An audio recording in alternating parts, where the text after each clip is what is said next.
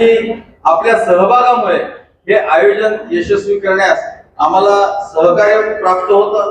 या ठिकाणी उपस्थित आहे मीडियाचे मोठ्या प्रमाणात कव्हरेज जे आहे हे खासदार सांस्कृतिक महोत्सव समितीच्या या कार्य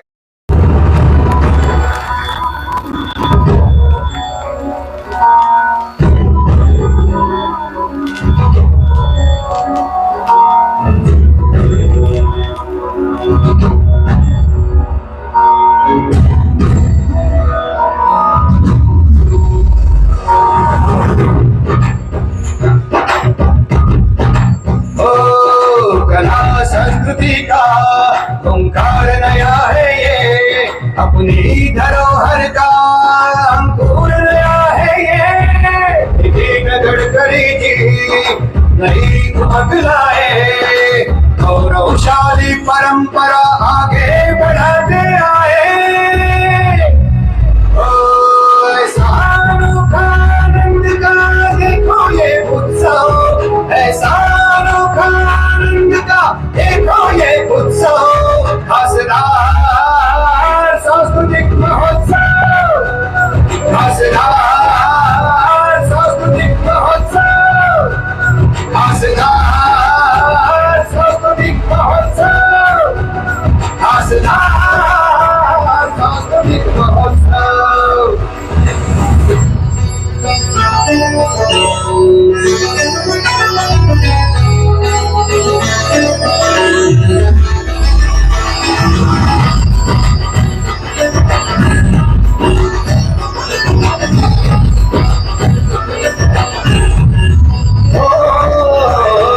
नाट्य संगीत का संगम, सुर ताल से सजती सरगम। मंत्रमुग्ध होता है हर मन, जीवन का मिलता है दर्शन।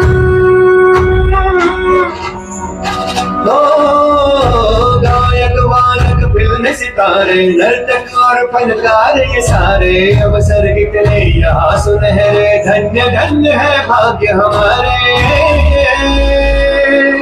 ऐसा सुंदर शानदार रंगपुर का ये गौरव, ऐसा सुंदर शानदार रंगपुर का ये गौरव। खासदार सांस्कृतिक महोत्सव, खासदार सांस्कृतिक महोत्सव, खासदार सांस्कृतिक महोत्सव, खासदार सांस्कृतिक महोत्सव।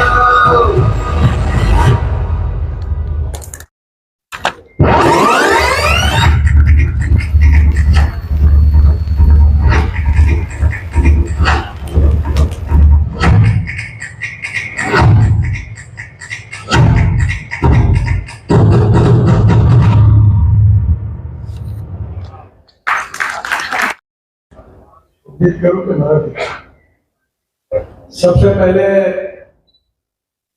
मैं आप सबका बहुत बहुत अभिनंदन करता हूं और विशेष रूप से आप सभी लोगों के सहयोग के कारण अब हम 90वें साल में पदार्पण कर रहे हैं।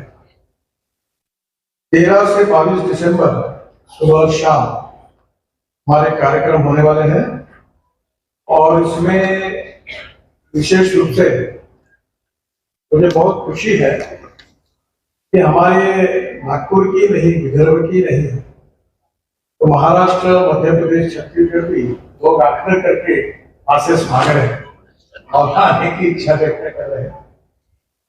ये QR कोड है, उसको स्कैन करके हम आपको तुरंत सब जानकारी मिलेगी, पास मिल जाएगा।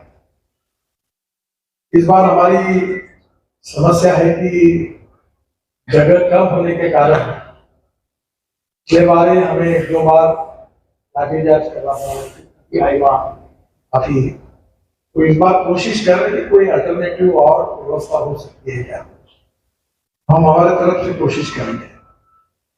इसमें सबसे इम्पोर्टेंट चीज है कि स्थानीय, राष्ट्रीय और अंतरराष्ट्रीय ऐसे गायक, वादक, नर्तक, अभिनेता, कवि,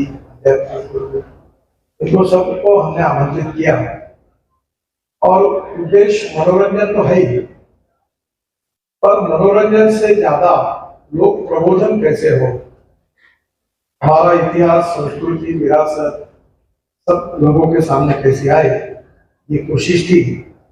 और इसलिए मनोरंजक, वैचारिक, उद्बोधन पर, देशभक्ति पर, धार्मिक, आध्यात्मिक ऐसे अलग अलग कार्यक्रमों का आयोजन हुआ। कला, संस्कृति, परंपरा, साहित्य, इसमें तो इसका सबका संगम था ही, पर इसमें संगीत, नृत्य, नाट्य, वादन, गायन, कीर्तन, प्रवचन, कवि सम्मेलन और लोक कला का संगम था। और सबसे इंपॉर्टेंट चीज अगर कोई थी, ये बहुत महत्वपूर्ण है कि बाल कलाकार, महिला, युवक, ज्येष्ठ नागरिक, हमने ट्रांसजेंडर का भी एक बड़ा कार्यक्रम किया था, दिव्यांग, आदिवासी, ऐसे सभी कलाकारों को हमने कार्यक्रम के द्वारा उनका सहयोग किया था। अभी तक इसमें 18,000 स्थानिक, राष्ट्रीय, अंतर्राष्ट्रीय कलाकारों ने अपनी कला प्रेजेंट की है और करीब डायरेक्ट और इनडायरेक्ट रोज 4 से 4.5 लोग इसका आनंद लेते हैं। और सोशल मीडिया के माध्यम से पूरे विश्व में ये कार्यक्रम पहुंचता है और बाद में साल भर भी लोग कार्यक्रमों को देखते रहते हैं। आदरणीय श्री श्री रविशंकर जी, सदगुरु जग्गी वासुदेव जी, गौर गोपाल दास, डॉक्टर पूज्य ध्यानवत्सल स्वामी, सतपाल महाराज, इनके सत्संग का भी सबने बहुत अच्छा फायदा लिया है। विशेष रूप से हमारे बॉलीवुड में जो लोकप्रिय कलाकार हैं, सलमान खान, अनिल कपूर, जॉकी श्रॉफ, संजय दत्त, नाना पाटेकर, अभिनेत्री और नृत्यांगना हेमा मालिनी, तो हर साल कहीं ना कहीं सब लोगों ने आकर इसको और अच्छी तरह इसका वैभव बढ़ाया है। जो इंटरनेशनल लेवल के गायक थे, शंकर महादेवन, हरिदेवन, हरिहरन, कविता कृष्णमूर्ति, श्रेया घोषाल, पॉप सिंगर मीका सिंह, अमित त्रिवेदी, मोहित चौहान, सुखविंदर सिंह, कैलाश के, प्रताप स्वामी, पीयूष मिश्रा, ये संगीतकार की जोड़ी सचिन परंपरा, मनोज तिवारी, अक्षरा सिंह, भोजपुरी फिल्म इंडस्ट्री की, और ताल वादक शिवमणि, राकेश चौरासिया और तबला वादक पूजस आड़िया, इन्होंने भी हमारे नागपुर के रसिकों को मंत्रमुग्ध किया है। हास्य जत्रा और सवा हवाई उड़िया, ये भी कार्यक्रम हमारे यहाँ काफी अच्छे प्रमाण में हुआ। प्रसिद्ध व्यंग्य चित्रकार शैलेश लोढ़ाक, बाद में कवि कुमार विश्वास, पद्मश्री सुरेश शर्मा, सुप्रसिद्ध हास्य कवि, उन्होंने भी आकर ये अपना मनोरंजन किया है। इसमें सबसे महत्वपूर्ण है कि हमारे इतिहास में झांसी की रानी, पुण्यश्लोक अहिल्याबाई, अटल, तथागत गौतम बुद्ध जी के ऊपर एक कार्यक्रम हुआ, चाणक्य, महारथी कर्ण, आम्रपाली, युग पुरुष स्वामी विवेकानंद, क्रांति नायक, गणगणाथ बोले और बाबा साहेब अम्बेडकर जी के जीवन पर संविधान के शिल्प इसे महानाट्य हुए। अमंग, वासुदेव, भोजन, पुआड़ा, लावणी और तमाशा, यह लोक परंपरा का भी सादरीकरण हुआ। जो सांस्कृतिक समृद्धि का दर्शन है, इसमें से सूर ताल संसद, संस्कार भारती, नागपुर का महाराष्ट्र माझा, ये महाराष्ट्र की संस्कृति दर्शाने वाला कार्यक्रम भी हुआ। जैसे अभी अनिल जी ने बताया, तो हमने ये प्रयास किया कि विशेष रूप से आध्यात्मिक मूल्यों पर हमारे युवा पीढ़ियों का ध्यान आकर्षित हो, इसलिए रोज सुबह 6:30 पौने 7 से कार्यक्रम शुरू होते 8:30-9 बजे तक, और उसमें भी 15-15, 20-20 हजार लोग आते हैं। इसमें हनुमान चालीसा पठन, दुर्गा पठन, परित्राण पठन, श्री सूक्त, हरिपाठ, श्री विष्णु सहस्त्रनाम, गीता अध्याय, श्री सुंदरकांड, नानाची श्लोक, रामरक्षा स्तोत्र और मारुति स्तोत्र, ये कार्यक्रम भी हुए, जिसमें काफी एक अच्छा आध्यात्मिक दर्शन और एकात्मता का दर्शन उसमें हुआ। सबसे ये महत्वपूर्ण कार्यक्रम जो हुआ, ये हुआ है कि हमने ये तय किया कि केवल बाहर के कलाकारों को हम यहाँ प्रोत्साहित करते हैं, इसके बजाय स्थानिक कलाकारों को करें। 2024 में 300 से अधिक कार्यक्रम हमने गणेशोत्सव मंडल को दिए और उसमें 5000 कलाकार को मंच प्रदान किया, क्योंकि गणेशोत्सव में जो नहीं होना चाहिए वो कार्यक्रम हो। हमारे यहाँ गिरीश के 50 व्यास चौक में दुर्गोत्सव के समय जब स्कूल में तो 10 दिन रिकॉर्डिंग डांस ही हो और वो जो नहीं होनी चाहिए वो। तो अभी तब से इस पे कार्यक्रम भी आया था लोकमान्य तिलक जी के जीवन पर कि लोगों मुझे माफ करिए, क्षमा करना, क्योंकि ऐसे कार्यक्रम होने लगे कि तिलक जी ने माफी मांगी। तो मैंने तय किया कि भाई हम अच्छे कार्यक्रम करेंगे। ये 300 कार्यक्रम 2024 में हुए 5000 कलाकारों के, उनको मानधन भी देते हैं ताकि उन कलाकारों को एक प्रकार से सहयोग भी मिलता है। 2023 में 200 गणेशोत्सव मंडल 1700 कलाकारों को मंच पर प्रदान किया और 2022 में 107 गणेशोत्सव मंडलों ने सांस्कृतिक कार्यक्रम हुए। ये जो शारदोत्सव होता है नागपुर में, 2024 में 409 मंडल इन्होंने सहभाग लिया और हमने एक बहुत अच्छा कार्यक्रम किया कि 42,200 महिलाओं के हाथों पर मेहंदी लगाने का कार्यक्रम हुआ और इसमें 500 मेहंदी कलाकारों को रोजगार मिला। ये जो लड़कियां थी ये ज्यादातर उत्तर नागपुर, एका, मोमिनपुरा, गरीब घरों में की लड़कियां थी और एक हुआ कि इन्होंने जब ये हमारी धोटे करके है जो इसको पढ़ाती है और बड़े प्रमाण पर इन लड़कियों को रोजगार प्राप्त हुआ है और बड़े बड़े शादियों में जाकर उनको काम मिलता है। तो 409 शारदोत्सव मंडलों ने ये करीब 42,200 महिलाओं को ये काम मिला। ये भी बहुत अच्छा हुआ। 2023 में 306 जगह पर 28,400, 2022 में 80 मेहंदी कलाकार थी और अभी एक अच्छा हमारे यहाँ शुरू हुआ नाग ढोल चाशा था, बहुत बड़ा कार्यक्रम करते लड़के लड़कियां। तो 2024 में हमने 230 दुर्गोत्सव मंडल में ये कार्यक्रम किए थे। इसमें 4000 कलाकार नागपुर के इन्होंने कला सादर की।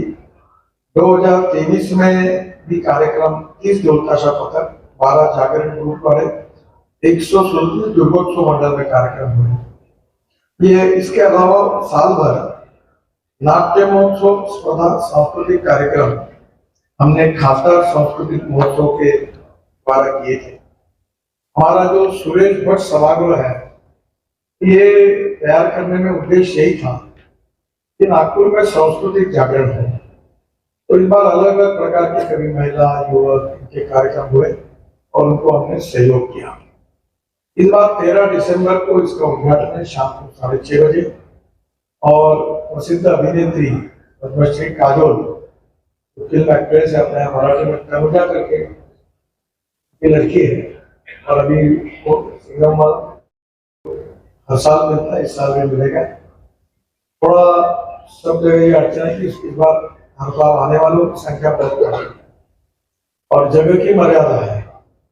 तो फिर भी जितने लोगों तक पहुंच सकते हैं, पार्किंग वगैरह से लेकर सब योजना समिति के लोगों ने व्यवस्थित रूप से की है और आप सब लोग इसका आनंद लीजिए। उद्देश्य यही है कि केवल खासदार जो था वो रोड, बिजली, पानी तक सीमित न रहे, तो शैक्षणिक क्षेत्र में, सेवा के क्षेत्र में, मनोरंजन के क्षेत्र में भी, स्पोर्ट्स, क्रीड़ा के क्षेत्र में भी हम लोग अलग अलग प्रकार से सर्वांगीण विकास के लिए काम करें। इस भाव से इस कार्यक्रम का आयोजन हुआ और आज बहुत बड़े प्रमाण पर ये हो रहा है। ये संभव हुआ, इसका कारण हमारे सभी समिति के सदस्य, कार्यकर्ता, इनके परिश्रम और इस कार्यक्रम के लिए हमको स्पॉन्सरशिप देने वाली अनेक कंपनीज, उनका सहयोग, उसी के कारण ये कार्यक्रम यशस्वी हुआ है और अब 9वां साल हुआ है। मुझे लगता है कि एक बड़े प्रमाण पर ये जो कार्यक्रम हुआ इसका एक प्रयास हमने पिछले 2-3 साल में किया है। इस साल भर शारदोत्सव, दुर्गोत्सव, गणेशोत्सव, बाल नाट्यम सम्मेलन, ऐसे छोटे छोटे कार्यक्रमों के द्वारा भी हमने लोगों को, अपने बच्चों को एक प्रकार से उत्साहित करने का प्रयास किया है। ये कोशिश रही कि ये लॉन्ग टर्म एक्टिविटी रहे, साल भर की एक्टिविटी रहे, और उतना संभव नहीं हो पाता। फिर भी ज्यादा से ज्यादा एक्टिवली हमारे जो संयोजन समिति के सदस्य हैं उनके काफी इनिशिएटिव के कारण कार्यक्रम में काफी रंगत भी आती है और इतना बड़ा कार्यक्रम शांतिपूर्ण तरीके से होता है।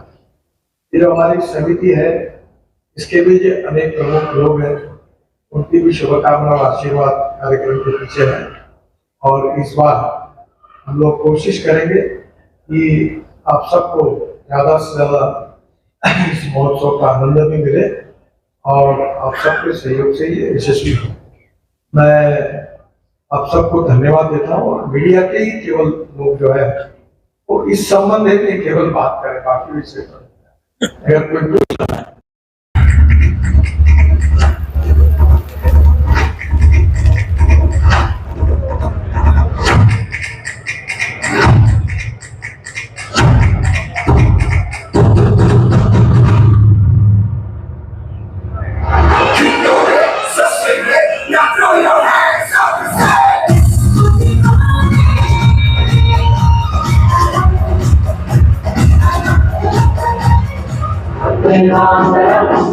Vande Mataram, Vande Mataram.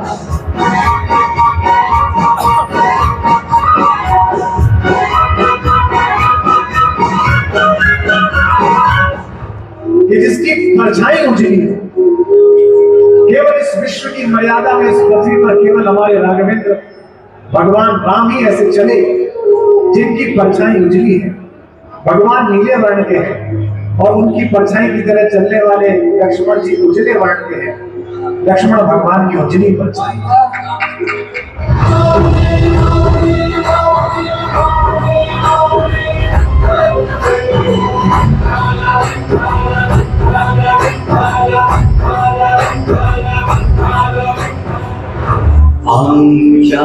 मनामनाथ दंड ते मराठी सामुचार गार गाट रंग ते मराठी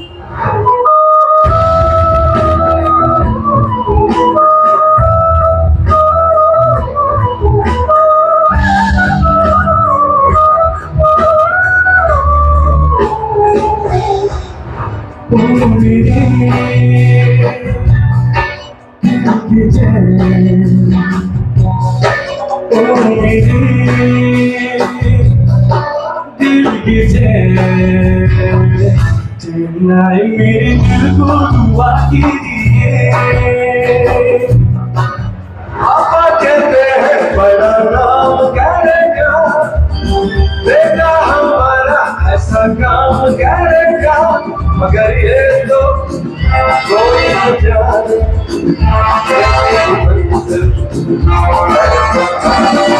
पहले दिन तुमसे मिला पहली दफा ही मिल के लगा, तूने छुआ जख्मों को मेरे, मरहम दिल पे लगा।